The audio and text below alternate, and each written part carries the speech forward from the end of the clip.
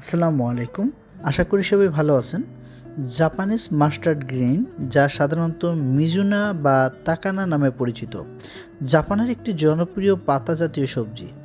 এর স্বাদ হালকা ঝাঁঝালো, সরিষা পাতার মতো হলেও তুলনামূলক কোমল ও সুগন্ধ। জাপানি খাবারের পাশাপাশি আধুনিক ফিউশন রান্নায়ও এই সবজির ব্যবহার দিন দিন বাড়ছে। এই সবুজ পাতায় রয়েছে প্রচুর পরিমাণের ভিটামিন এ, সি ও কে, পাশাপাশি ক্যালসিয়াম, আয়রন এবং অ্যান্টিঅক্সিডেন্ট।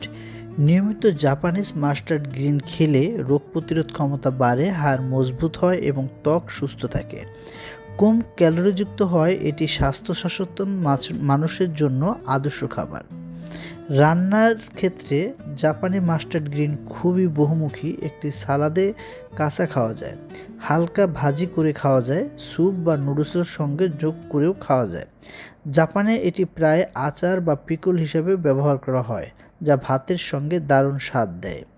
সব মিলিয়ে জাপানে মাস্টার্ড গ্রিন শুধু একটি সবজি নয়, বরং স্বাস্থ্য ও স্বাদের সমন্বয়ে দৈনন্দিন খাদ্য তালিকায় এই সবুজ সবজিটি যোগ করলে আসবে নতুনত্ব, আর শরীর পাবে প্রয়োজনীয় পুষ্টি।